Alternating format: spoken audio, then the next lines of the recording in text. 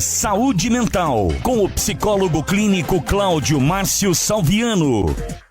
Muito bem, estamos recebendo aqui o nosso querido Cláudio Márcio Salviano, ele que é psicólogo clínico e palestrante conosco nos estúdios da Auriverde. E hoje nós vamos tratar de um assunto de como ajudar alguém que está dependente de drogas. Salviano, seja muito bem-vindo, é um prazer tê-lo conosco aqui nos estúdios da Auriverde. Muito boa tarde e obrigado por estar conosco mais uma vez.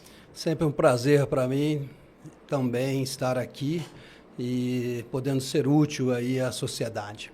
Salviano, hoje o nosso tema é como ajudar alguém que está dependente de drogas. Já começo perguntando para você, Salviano, por que as pessoas usam drogas? Olha, existem várias questões que envolvem o uso de drogas.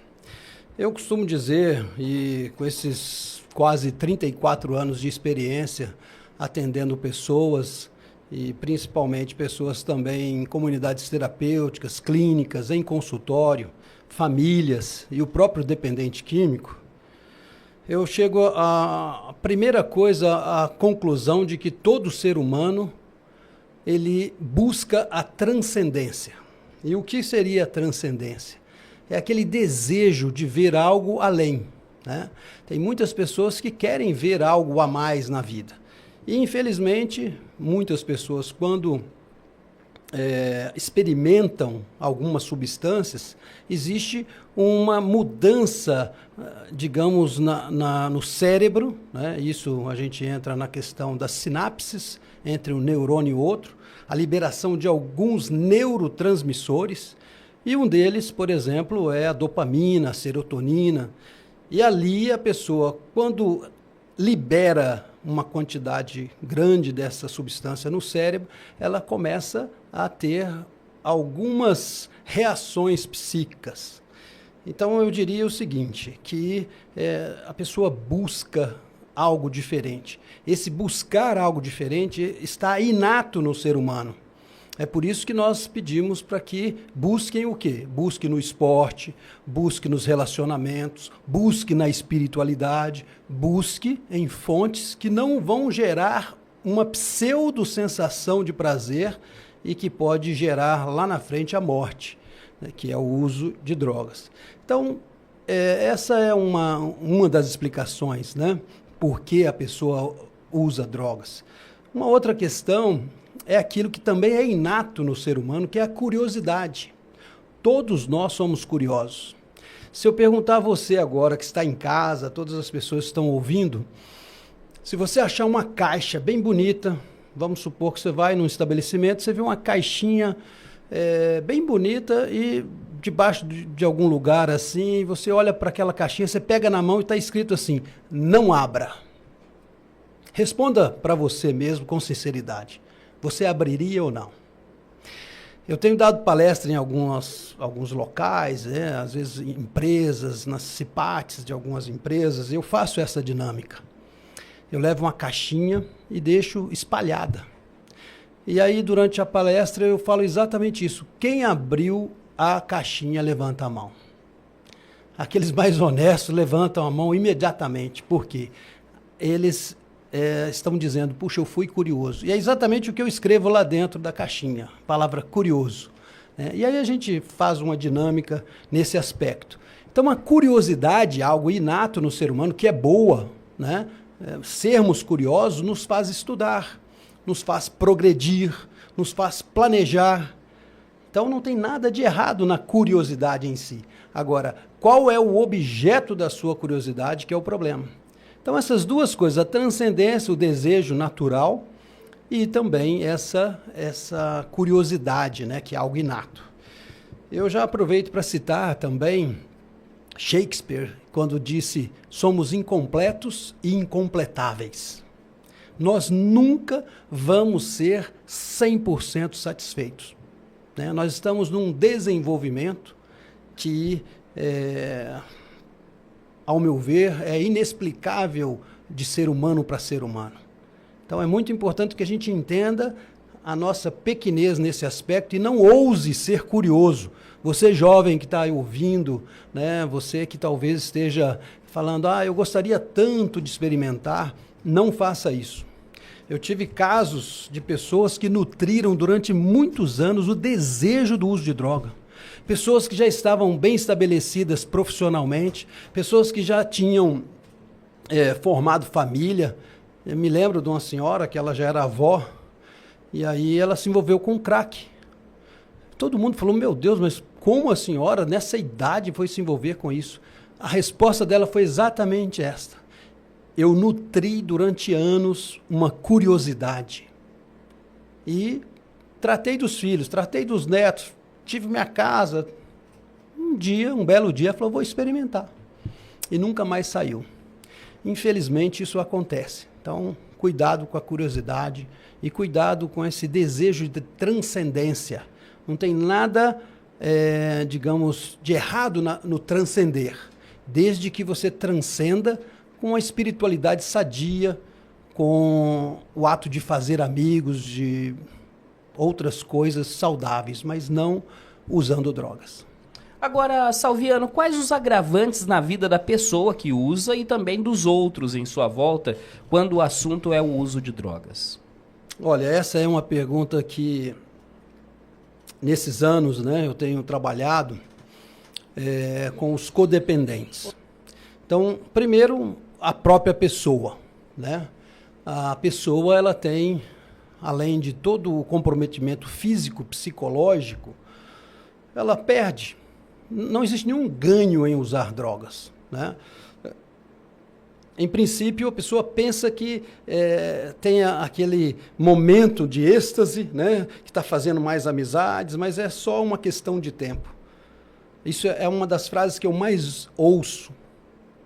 Eu era feliz até o dia que eu comecei a usar droga. Na verdade, isso é uma ilusão tão profunda que leva a rompimento de relacionamentos, seja ele relacionamentos de amigos ou familiares, leva a perdas irreparáveis, né? Eu tenho casos de pessoas que perderam grandes oportunidades de emprego. Se nós formos agora lá na Cracolândia, ou infelizmente aqui em Bauru podemos já ver muito, profissionais excelentes, pessoas que tinham tudo para dar certo. Poderiam estar morando no seu condomínio, com o carro do ano, com a família maravilhosa, mas optaram lá atrás, talvez até dentro de uma faculdade, a experimentar droga. Então, a perda é imensurável. Eu tenho dito que não é apenas na pessoa a perda. E aí eu quero deixar um recado para as pessoas que nos ouvem, principalmente os codependentes. Mãe, pai, tio, avô, esposa, filhos, e às vezes até alguns profissionais que se deixam envolver inadequadamente com o dependente. O que seria esse recado, né? Se eu não tenho capacidade para ajudar, eu preciso terceirizar. Eu não sou mecânico, levo meu carro no mecânico, obviamente. Então, muitas vezes, as pessoas da família, elas têm essa onipotência de querer ajudar e fazer aquilo que eles não conseguem fazer. Por quê? Porque estão emocionalmente ligados àquela pessoa. E por isso que a gente tem que ter muito cuidado. Nós temos casos de pessoas que impediram uma internação, por exemplo, impediram um tratamento. Por quê? Porque pensavam que assim estariam ajudando a pessoa. O sujeito está morrendo, o sujeito está sendo espancado na rua, está devendo na boca de fumo ou na biqueira, ou seja lá onde for, e a família, mesmo assim, ela tem aquele pensamento de protegê-lo em casa. É aquela mãe, aquele pai que quer ver o filho ali e pensa que só pelo fato dele estar ali na casa está ajudando. Pelo contrário, está atrapalhando. Desculpem, né, todas as mães, eu tenho que dizer isso como profissional de mais de 33 anos de experiência nessa área, que você muitas vezes ajuda não com o dó.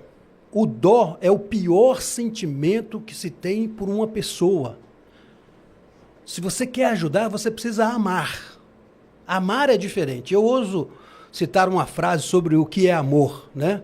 O amor é mais ou menos assim: leais são as feridas feitas por aquele que ama, mas os beijos dos enganosos conduzem à perdição.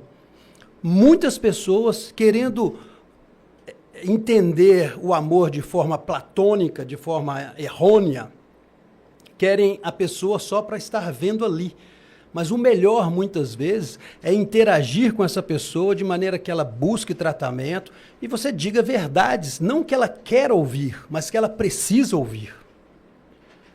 Então é muito importante a gente deixar claro que o lastro, ou o rasto, ou as consequências não é apenas na pessoa que está usando. No mínimo 5 pessoas são afetadas. No mínimo 5 pessoas são afetadas. Se não é pai, é mãe, se não é irmão, é tio, é avô, pessoas da sociedade, vizinhos. Então é muito importante que a gente tenha assim, um cálculo matemático, que eu tenho dito sobre isso. Às vezes as pessoas pensam assim, mas ele está sofrendo. Ele está sofrendo, existe tratamento. E essa mãe, esse pai, esse avô, esse tio, essa esposa, esses filhos, todos sofrendo. Não conta? Faz nos lembrar, inclusive, infelizmente, né, algumas situações que nós vivemos no país, onde a pessoa rouba, mata, estupra, e ele é mais paparicado do que aquela vítima. Então é muito importante que a gente abra os olhos para o que é, de fato, o tratamento da dependência química.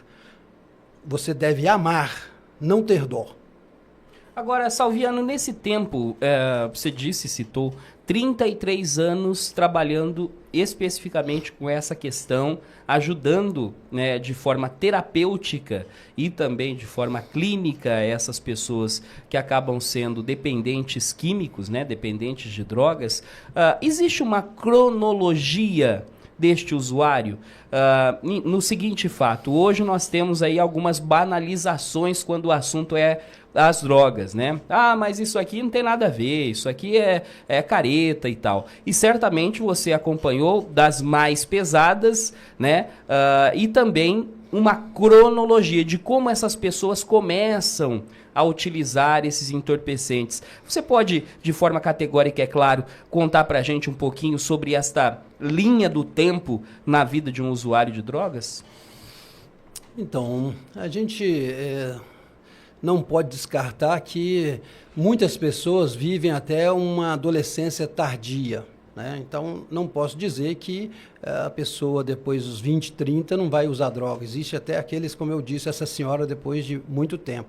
Mas na grande maioria, né, cronologicamente falando, é na adolescência, depois da pré-adolescência. Alguns até na pré-adolescência hoje, infelizmente, com esses copões da vida aí, com essa liberação, essa tentativa da liberação total das drogas, que eu acho algo infeliz de algumas pessoas que propõem isso, pessoas que não sabem o que estão dizendo, né? Muitas vezes são pessoas que não têm capacidade técnica para falar sobre isso. Inclusive, eu falei isso no meu Instagram. O professor Ronaldo Laranjeira, de onde eu me especializei na Unifesp, ele foi uma das pessoas que se pronunciou contra essas questões do nosso país aí de legalização de droga, né? Porque existe tudo isso aí, um narcotráfico, né, envolvido descaradamente, desculpa a minha expressão, mas eu preciso, de certa forma, como profissional, também desabafar isso. E essas pessoas não entendem, né, aqueles familiares, às vezes não entendem muito bem sobre o quão grave é a situação. Mas, voltando a essa questão cronológica, eu sempre vou defender a tese de que adolescente não está preparado para algumas decisões, né?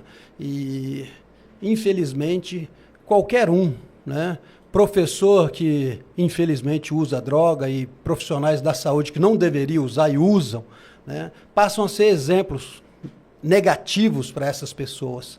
Então, infelizmente, o início das drogas pode se dar aí depois da pré-adolescência e vai se arrastando e a tendência é só piorar, né? Por quê? Hoje nós não temos mais aquela maconha lá da década de 80, né? Essa maconha hoje ela é turbinada. Eu tenho casos de pessoas que não usam mais maconha, sim haxixe.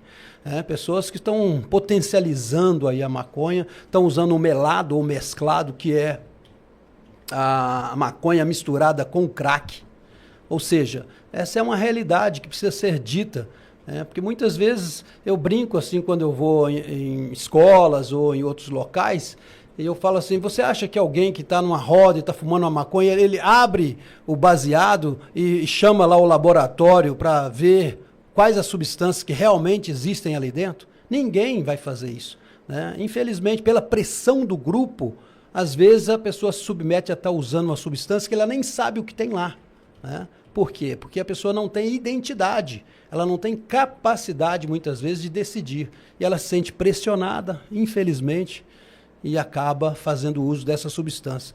E pode ser um caminho sem volta. Agora, Salviano, quais as alternativas de tratamentos para essas pessoas? Bom, primeiro tratamento, ele é ambulatorial. O que seria isso? A pessoa buscar terapia. Se o envolvimento for muito grande, já estiver, né, num diagnóstico de transtorno decorrente do uso de substância psicoativa, e então a gente entra com a psiquiatria, né? Hoje tem alguns profissionais que trabalham em Bauru, que eu recomendo, né? Doutor Fabrício, doutor Marcos Vinícius, Camilo, a Elaine e outros que estão aí, né? Fazendo um bom trabalho com os pacientes que infelizmente se tornaram dependentes químicos. Então, nós trabalhamos em equipe. Isso é muito importante a gente dizer que esse trabalho ambulatorial significa o seguinte: a pessoa ela precisa fazer da casa dela uma extensão, digamos, de um hospital ou de uma comunidade terapêutica. Ela precisa mudar o seu comportamento. Eu trabalho com um filme chamado 28 Dias, já fica a dica aí para as pessoas que quiserem assistir. Um filme clássico da Sandra Bullock, interessantíssimo, e ali mostra uma internação, né? Nos Estados Unidos, ou a pessoa vai para a cadeia ou ela vai ser internada em alguns estados, é assim que funciona. Então, o tratamento se dá, primeiro, ambulatorialmente. Segundo, internação.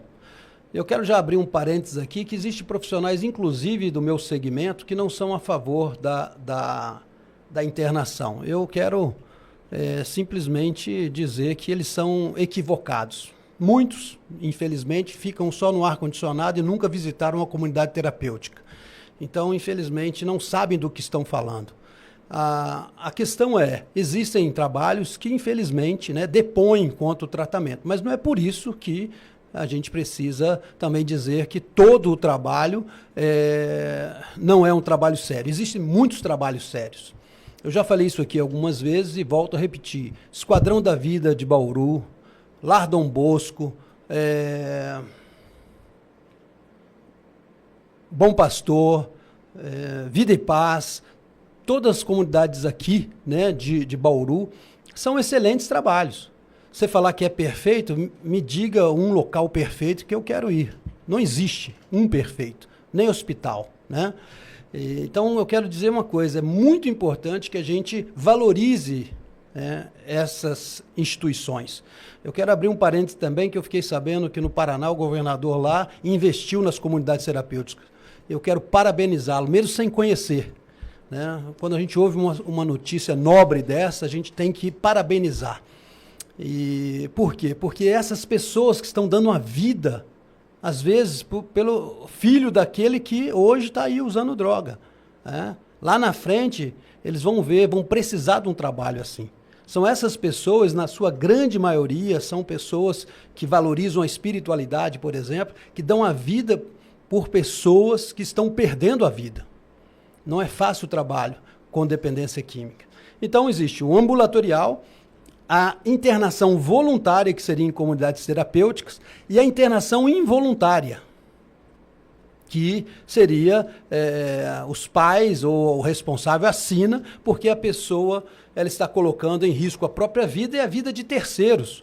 Então, hoje já existe base legal para uma internação. Se a pessoa ela está colocando em risco a sua vida ou a de terceiros, alguém da família Ouso citar, inclusive, o caso do Casagrande, foi internado involuntariamente. Quem assinou, inclusive, parece que foi o filho, ou a filha, se eu não me engano. Ou seja, alguém precisa assinar esse documento e internar. E a última é a questão compulsória, né, que o juiz, e aí isso demanda processo, demanda muito tempo, né? Eu digo que todas elas são legais. É importante que a gente diga isso, porque sempre é importante nós trabalharmos dentro das 4 linhas, né, da Constituição e, inclusive, dentro das 4 linhas da legalidade.